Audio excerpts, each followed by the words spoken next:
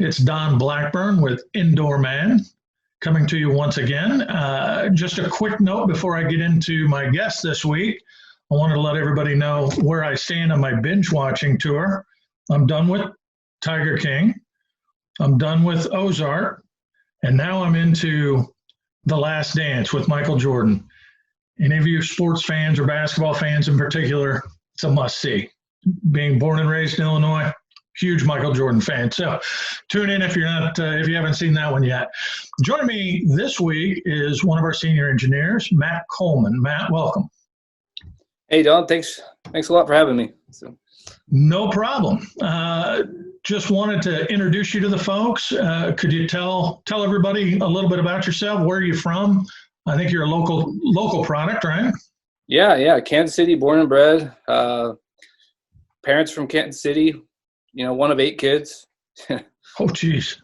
Yeah, they decided to name us all with M's, so nobody ever got us, right. They couldn't remember any of our names. So. Are you the youngest of 8, or? No, I'm right in the middle. Ah, okay, middle kid. All right. Yeah. What? So, born and raised here. What kind of hobbies are you into? What do you like to do outside of work? Mostly I'm kind of a tinkerer. I just kind of like to build things. I've been involved in some woodworking, some metalworking, welding. I have CNC router I built, arcade machine. Oh, wow. I was part of a local group for a while called Hammerspace. It's right here in Kansas City, which if anybody hasn't checked it out, they probably should. It's just kind of a tinkerer group, a bunch of like-minded people, and they have a bunch of equipment there. So, that's cool. Good place. Yeah. So, from a technology standpoint, you've been around IT for quite a while. What was your first computer? What was your first language when you got into it? Oh, probably the first one was my grandparents had bought me a Commodore at a garage sale, and it's probably 9 or 10, and I think I had BASIC on it. And so I could write these long programs that would just kind of make a character move on the screen. And it didn't have the optional tape drive working with it. So I could spend all day programming something, and my brother would just go and plug it, and it was just gone. And it was a cassette tape drive, right? Yeah, it was. Yeah. I think I had the same computer when I was young. So, and you could max out the storage on that thing real easy. Yeah. It didn't take much of a program to max that out. Well, what I wanted to cover today is a little bit of your current project. You just finished up and just had an app accepted into the iOS or the Apple Store, the App Store. Can you tell us a little bit about that? Yeah. It's called ShadowNet, and I think the idea behind it is you kind of want to know what your phone's doing behind the scenes. You want to know who your phone's talking to. Mm-hmm. And so this gives you a little bit of control and lets you know, it basically filters out what your phone's connected to in the background, and even on your web browser too. So it won't automatically connect to countries you don't want to connect to, or to sites you don't want to connect to. And we have a huge list of bad domains that are known for malicious content that we block automatically.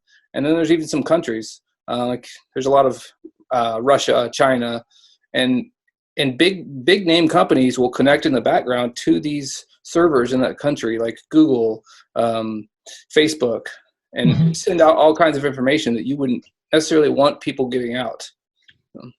Yeah, when you got it in the App Store last week, I downloaded it from my iPhone, and I think I'm up to over 5,800 blocked requests at this point. Just since. Wow. So, we're talking about 4 days, and there's been like 5,800 out of 30,000 requests for data off my phone, and a lot of it China, Russia, so forth.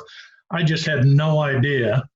Not being a real technical guy myself and not knowing how the iPhone works and the apps and so forth, I had no idea that your information was being sent all over the world like that. Yeah, it's crazy, and results have been pretty consistent, but the blocks are different for different people. My nephew installed it, and he didn't get anything until a couple of days later. And all of a sudden, he got hit with like 10 or 12 to Amazon in China and in Hong Kong. Yep. Yeah, my wife hasn't got that many, but for some reason I do. So I'm visiting some bad websites, I guess. I don't know. Yeah, lucky you. Yeah, my data's all over the world at this point, so people know me. I'm worldwide. So anyhow, well, I tell you what, I don't want to keep you. I appreciate you talking about that app because to me it's really interesting. And for those of you that might be interested in checking it out, it is in the App Store now.